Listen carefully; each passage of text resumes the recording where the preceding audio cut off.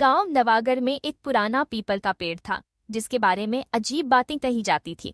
बुजुर्गों का कहना था, रात में वहां मत जाना, वहां डायन रहती है। बच्चे इसे मजाक समझते, मगर कोई भी पेड़ के पास जाने की हिम्मत नहीं करता। रघु सबसे निडर था। उसने दोस्तों से कहा, डायन वायन कुछ नहीं होती, मैं आज रात जाकर देखूंगा। अंधेरी रात में मशाल लिए वह पीपल के पास पहुंचा। अचानक हवा तेज हुई और शाखाएं अजीब तरह से हिलने लगी। तभी उसे महसूस हुआ कि कोई उसके पीछे खड़ा है। रघु ने पीछे मुड़कर देखा, कुछ नहीं था, मगर हवा में सरसराहट हुई और किसी ने फुसफुसाकर उसका नाम लिया, रघु। उसका दिल तेजी से धड़कने लगा। मशाल की रोशनी में उसने देखा, पीपल की छाल पर नाखूनों के गहरे निशान थे। अचानक शाखाएं जोर से हिली और अंधेरे में लाल चमकती दो आंखें दिखीं। एक डरावनी हंसी गूंजी, तू वापस नहीं जाएगा। रघु के पैरों तले जमीन हिलने लगी। उसकी मशाल बुझ गई और घना अंधेरा छा गया। क्या वह अब बच पाएगा? डायन की छाया भाग 3। रघु के चारों ओर घना अंधेरा था। हवा में वही डरावनी हंसी गूंज रही थी।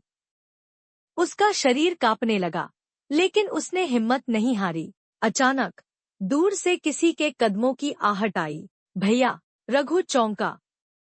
यह उसकी छोटी बहन मधु की आवाज थी। वह इतनी रात को यहाँ क्या कर रही थी? मधु, भाग यहाँ से!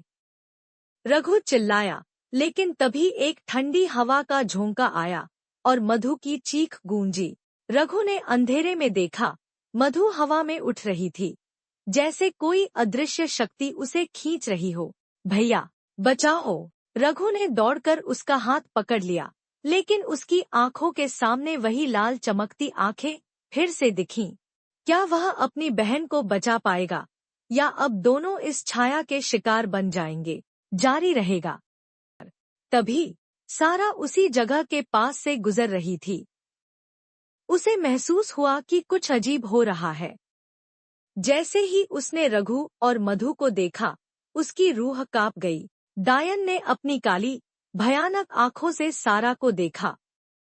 एक पल के लिए उसकी आंखों में डर झलक गया। नहीं, यह नहीं हो सकता। डायन बड़बड़ाई और घबराकर मधु को छोड़ दिया। मधु जोर से जमीन पर गिरी, लेकिन रघु ने उसे तुरंत संभाल लिया।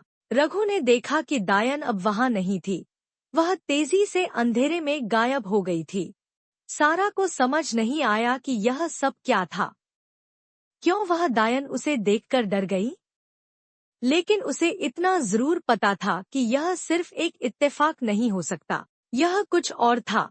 सारा कौन है ये जानने के लिए पार्ट 5 के लिए कमेंट करो, सब्सक्राइब करो।